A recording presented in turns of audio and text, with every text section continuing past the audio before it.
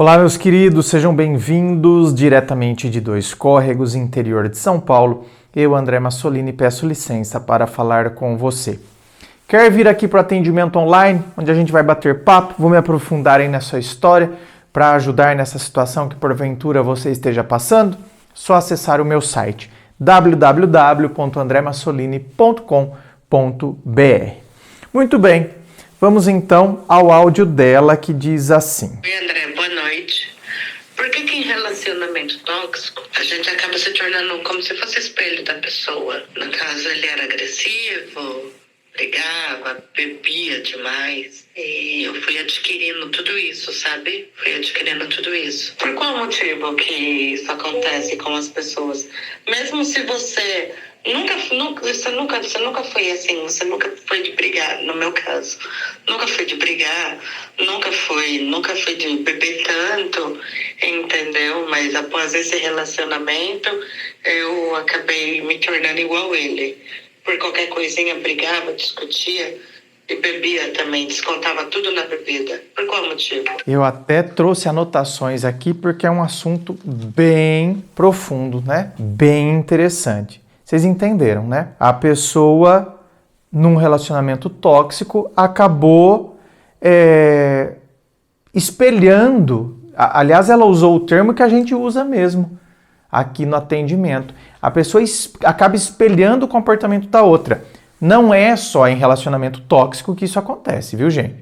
Então, um relacionamento onde a pessoa é extremamente ciumenta. Você pode ter sido uma pessoa que nunca teve ciúmes na vida. Você acaba espelhando o comportamento da pessoa e fica ciumento também. Então, o que acontece? O fato de você ter começado a ter comportamentos que nunca teve antes, não significa, presta atenção, não significa que você virou, vamos pôr entre aspas isso, né? Não significa que você virou a pessoa tóxica.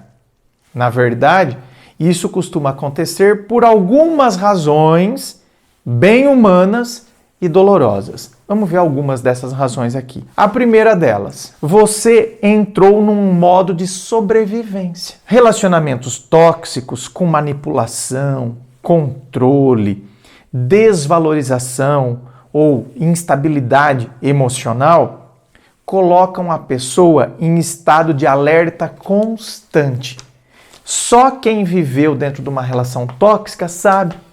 Você está em constante estado de alerta, você não tem paz de espírito. E quando estamos sob pressão emocional intensa, nossos instintos tomam a frente, às vezes com reações defensivas, agressivas ou impulsivas. Então, por exemplo, se ele controla, você controla de volta. Então, isso não é maldade, é uma resposta ao ambiente. Eu estou respondendo ao ambiente. Então, é o que eu escrevi aqui, ó.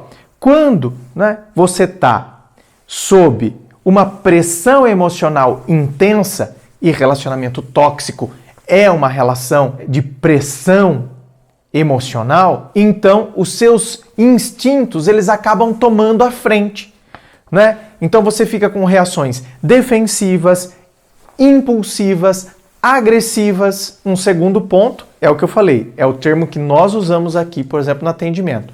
Espelhamento emocional. Sem perceber, a gente pode espelhar comportamentos de quem convive com a gente o tempo todo, especialmente em relações intensas.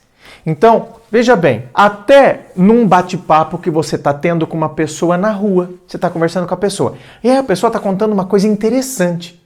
Então, pum, seu cérebro se conecta ali, você está interessado no que ela está te contando. Aí, ela está te contando e ela faz assim, então, aí você não sabe. Sabe o que ele fez? Ela está falando para você, ele fez assim. Aí ela faz assim, ó.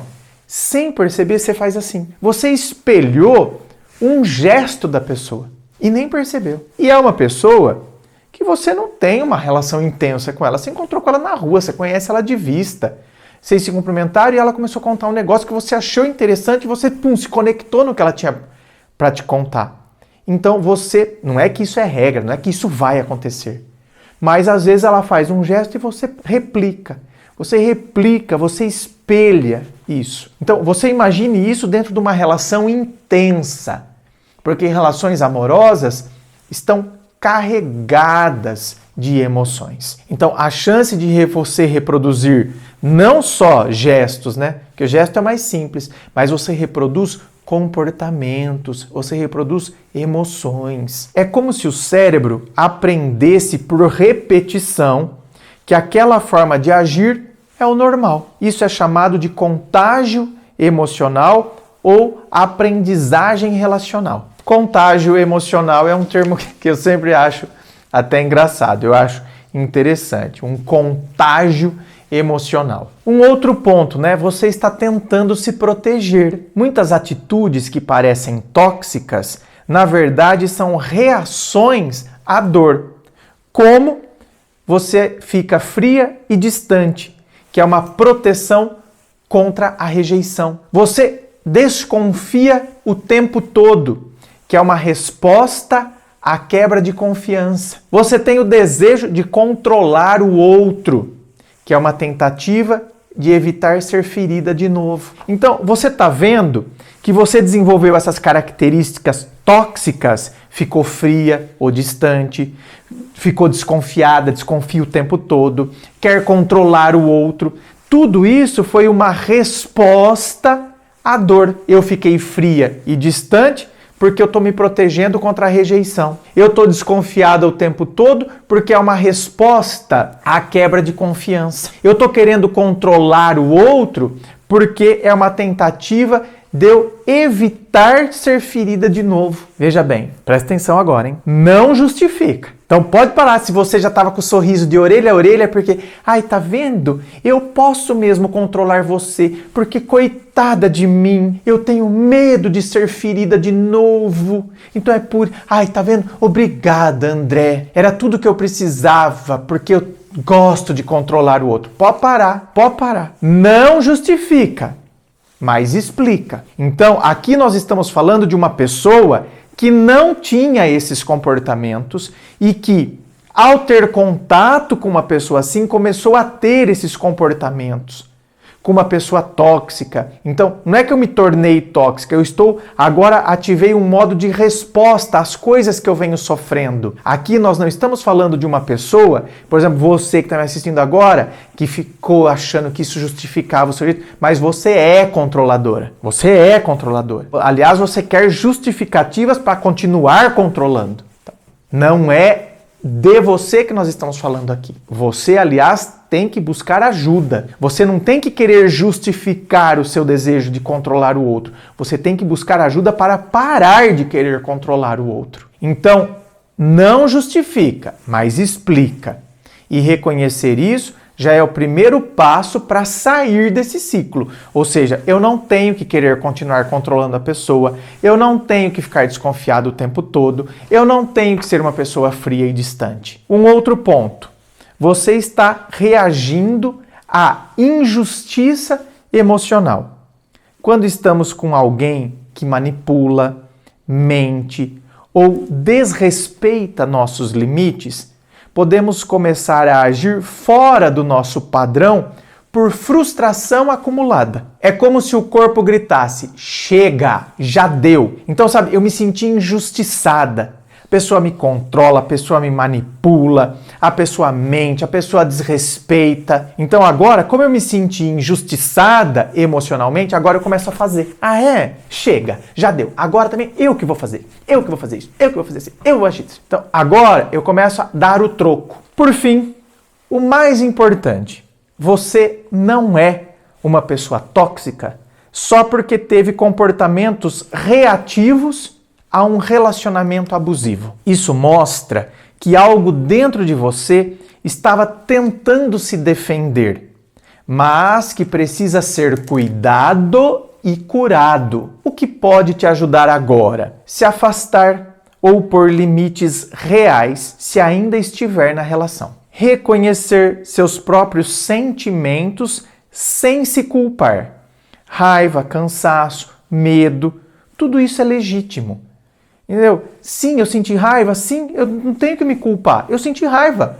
A pessoa mentia, me desrespeitava, me manipulava. Senti raiva? Senti. Senti cansaço? Claro. Esse tipo de comportamento esgota qualquer um. Senti medo? Sim, senti medo. Buscar apoio emocional ou terapêutico para entender o que você viveu e reconstruir a sua autoestima. Porque por vezes uma pessoa que vive um relacionamento tóxico, ela tem a autoestima dela abaladíssima. Porque ela vive tanto tempo dentro de uma relação tóxica que ela começa a se enxergar de maneira reduzida, porque o outro a reduzia. O outro fazia com que ela se sentisse sempre a errada, a insignificante, não é?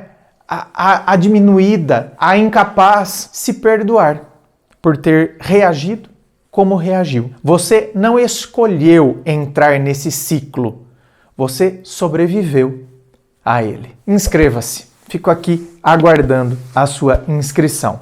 Se você curtiu, dá o seu joinha, compartilhe com seus amigos. Muito obrigado, beijo no coração e, é claro, um forte abraço.